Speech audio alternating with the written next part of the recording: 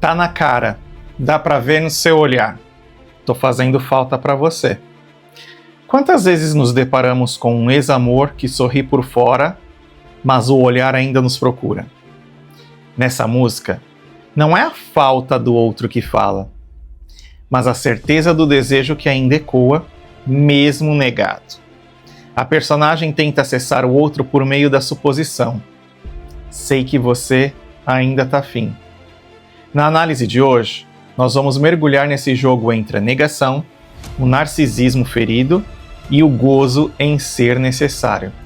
Porque na psicanálise, muitas das vezes, a falta que o outro sente diz muito mais sobre o nosso desejo de sermos indispensáveis do que sobre o amor em si mesmo. A música tem o poder de nos emocionar, nos transportar para momentos da nossa vida e, às vezes, revelar verdades que nem sempre conseguimos enxergar. Ao longo dos anos, muitas canções eternizaram histórias de amor, de dor e de saudade. Mas e se por trás de algumas dessas letras existissem sinais de algo mais sombrio? Nesta série, em 10 episódios, eu vou analisar versos de músicas conhecidas e mostrar como, muitas vezes, esses versos refletem padrões comuns em relacionamentos abusivos. Eu não tô aqui para criticar essas belas canções, mas para usá-las como um espelho da realidade vivida por muitas pessoas.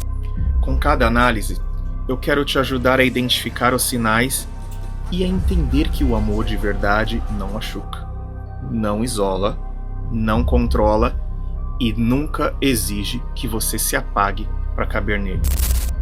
Se alguma dessas histórias ressoar com você ou com alguém que você conhece, saiba que você não está sozinho. A informação é uma das chaves para a libertação. Então, vamos junto nessa?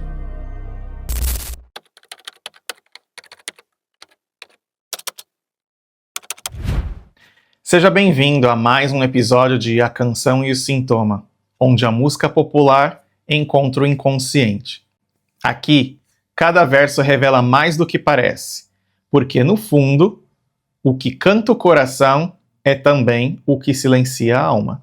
E se essa jornada te instiga, se inscreve no canal, ativa as notificações e compartilha com um amigo que pode estar precisando ouvir uma mensagem como esta. Porque afinal, você pode até esquecer de um amor, mas não vai querer reprimir esse conteúdo. Bom, muitas das músicas que eu trago nesta série, elas fizeram parte da minha infância e eu continuo levando elas para a vida até hoje. São todas músicas que eu gosto muito de ouvir e principalmente músicas que trazem uma mensagem, trazem um sentido, trazem um sentimento e trazem o principal, uma poesia. Dentro dessas músicas, a gente consegue identificar uma história que tem começo, meio e fim. Então, vamos começar com uma análise do primeiro trecho da música Tô Fazendo Falta, interpretado pela cantora Joana.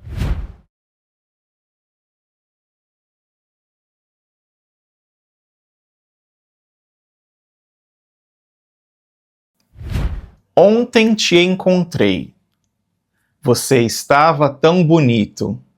Demais. Parecia até que nada aconteceu. Bom, o encontro casual, ele reativa o recalque, que é aquilo que está o quê? Reprimido dentro de nós. Então, o sujeito se depara com o objeto do desejo, ou seja, ela encontra ele, o ex-amor, e apresentando-se como pleno. Ou seja, quando ela o viu, ele estava completamente diferente daquilo que ela esperava. Porque ele estava bem. Parecia até que nada aconteceu. Esse pedaço da música, quando ela diz parecia até que nada aconteceu, neste ponto revela uma ferida narcísica aí. É como se o outro... Como é que o outro pode seguir assim sem mim? Como é que o outro pode ficar bem não estando comigo. O eu ainda busca um traço de sofrimento no outro para validar a própria dor dele. Se é que a gente pode considerar isso como sendo dor.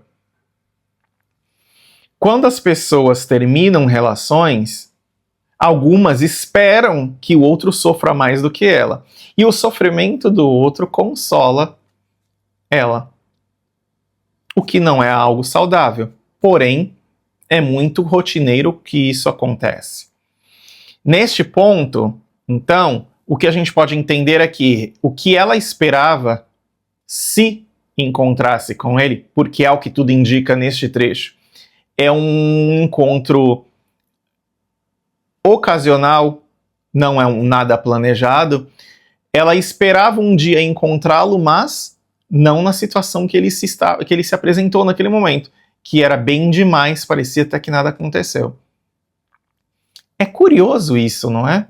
Quando você convive com alguém e que você deseja o melhor para esta pessoa, você faz juras de amor, você diz que ama, e quando vocês não estão mais juntos, você deixa de amar. Cada um pode responder por si, mas aqueles que dizem que ainda continuam amando, como podem não querer que o outro siga em frente e seja feliz? Vamos ver o próximo trecho.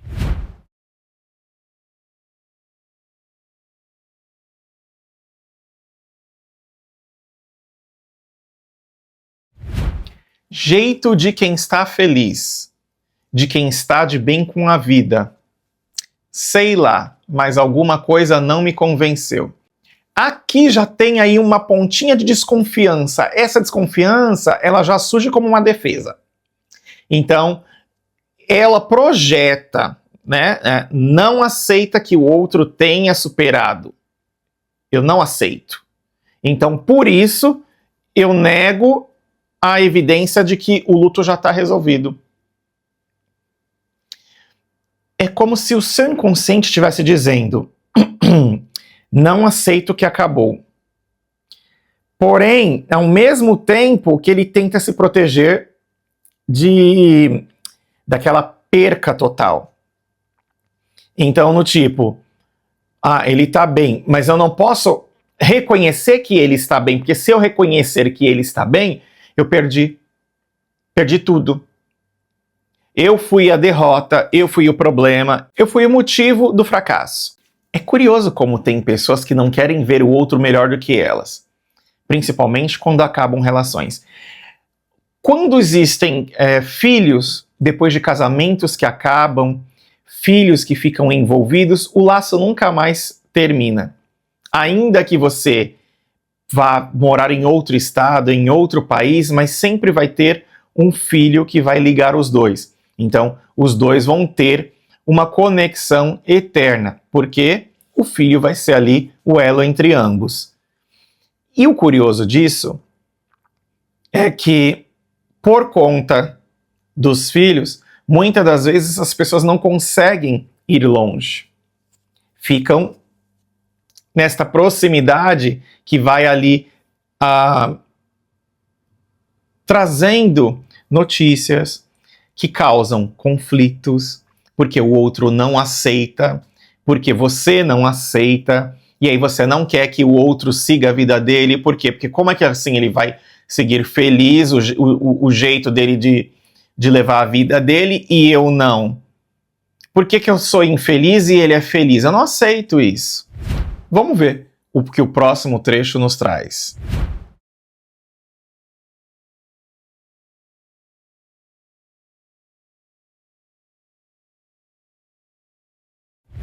E ainda faz de conta que não está nem aí para mim, mas você não me engana, sei que você ainda está afim.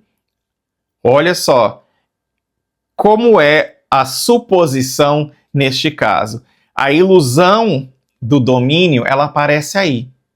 Você não me engana. Como se ela estivesse dentro dele para decifrar ou decidir o que ele faz, o que ele não faz, o que ele pensa, o que ele não pensa, se ele deve ou não deve. Neste ponto, ela assume saber sobre o desejo do outro. É um típico, uma típica posição da histeria. O gozo aí está em fazer falta. Quando ele sente a minha falta, isso me traz a sensação de gozo. Isso me traz a sensação de que valeu a pena. Mesmo que o amor não se concretize mais, mas só o fato dela saber que ele sente falta dela, isso faz ela realizada. O que está na cabeça dela não necessariamente seja o que acontece de fato, porque pelo que ela descreve na canção, existe aí uma ausência total de preocupação com ela ou com a relação. E nem uma luz no fundo do túnel de que este relacionamento voltaria a acontecer. Não por parte dele. Vamos ver o próximo trecho.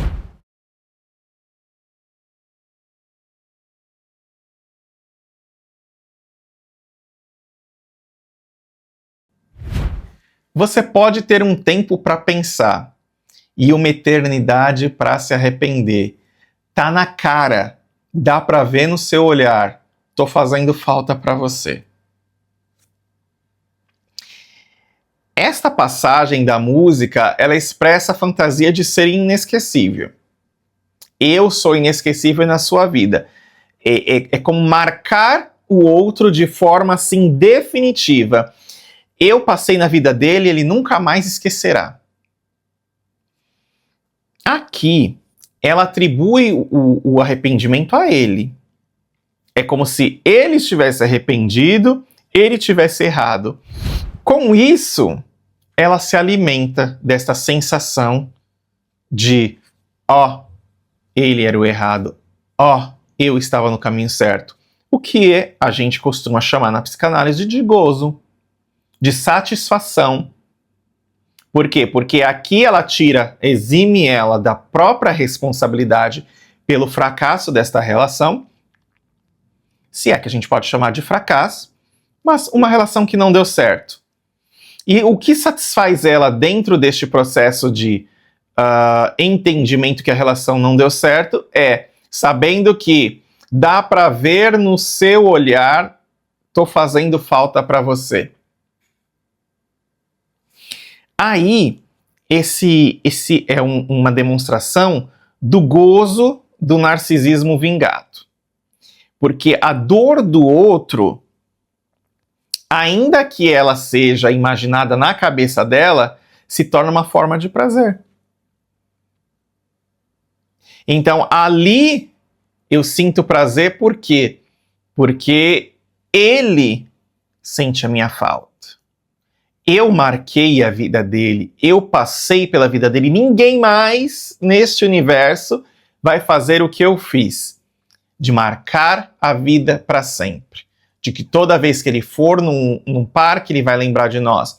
Toda vez que ele ouvir uma música, ele vai lembrar de nós. Ou toda vez que ele subir no ônibus, sentir um perfume, comer naquele restaurante, ouvir, sei lá, o canto dos pássaros, vai ser nós. Quando ele estiver pegando outra pessoa, é no meu beijo que ele vai estar pensando. Narcisismo, não é? Essa vingança de que eu sou um fantasma na sua vida e eu vou te assombrar para a vida inteira. Acontece isso muito. Vamos ver o próximo trecho.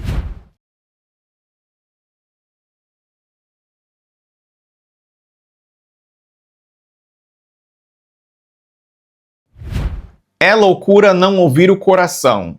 Deste jeito, a gente pede para sofrer. Eu não quero te ver na solidão. Tô fazendo muita falta para você. Então, aqui a gente já vê um movimento de ambiguidade. Neste trecho, o sujeito, ele faz o quê? Ele suplica, no caso ela, mas ela também manipula afetivamente essa situação. Então, ela assume um papel de salvador, tentando convencer o outro de que resistir é autodestrutivo para ele. Então ele vai acabar consigo mesmo por ele estar resistindo a este desejo que ela supõe, né? Quando ela fala, eu não quero te ver na solidão. É como se ele realmente não tivesse absolutamente mais nada na vida. Então, surge aí a idealização de um amor que cura, um amor curador. Além disso, né, de um amor curador, esse amor curador, ele carrega também a fantasia de controle sobre o sofrimento do outro. Então, eu tenho alguém que eu estou fazendo muita falta na vida dessa pessoa, e se ele parar de te reprimir este desejo, ele vai parar de sofrer. Mas em momento nenhum foi ele quem disse isso. Quem disse foi ela. Ela supôs, ela afirma, pelo fato de tê-lo visto, de que ela acredita que esta seja a condução do sentimento dele com relação a ela. Quando ele me viu, ali eu senti que era enveredado por este caminho. É incrível como a imaginação, ela não tem limites, ela vai seguindo e vai rumo afora. Vamos ver o que o próximo trecho nos revela.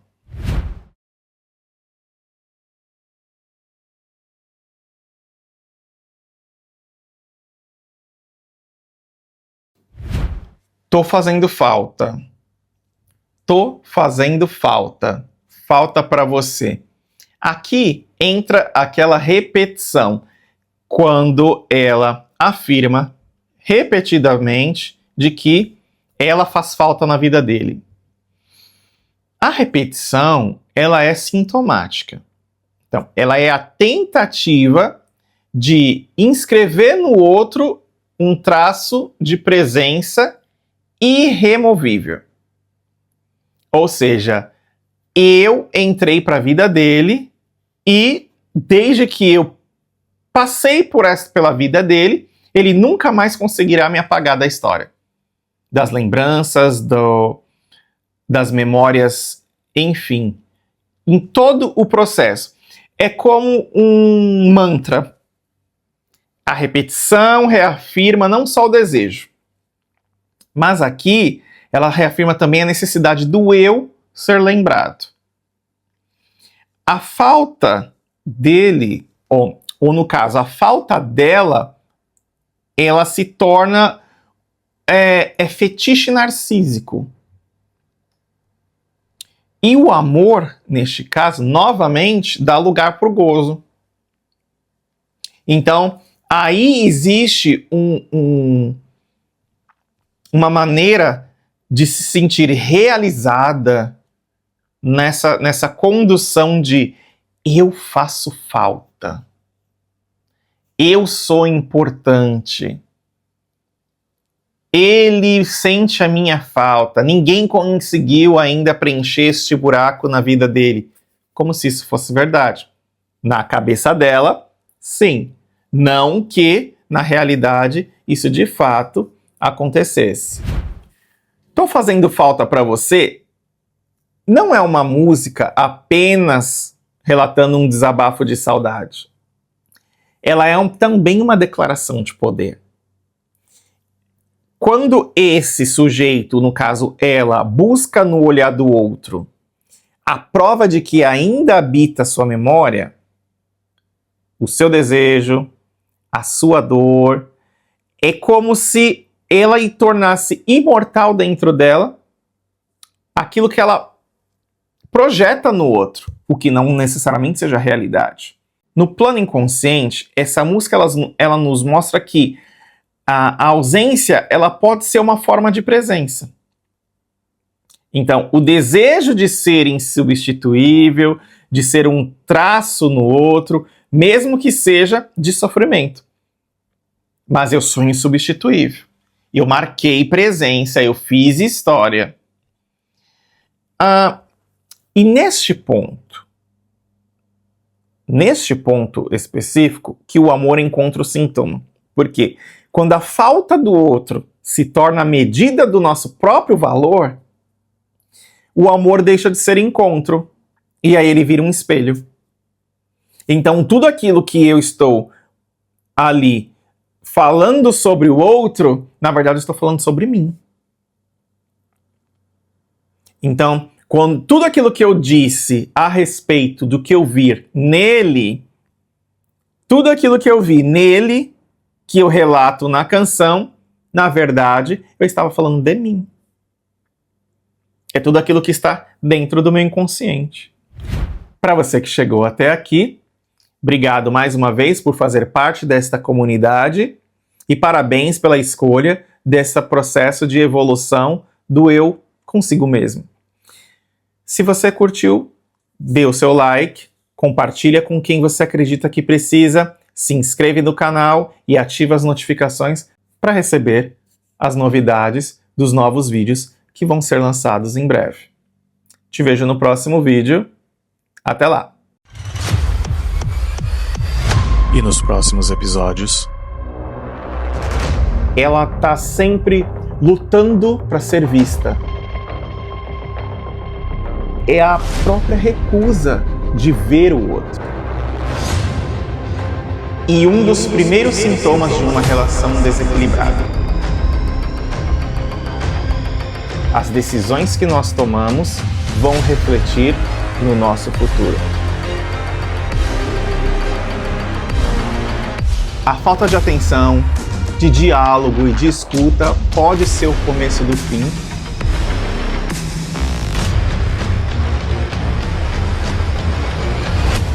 Nem todo relacionamento abusivo começa com violência.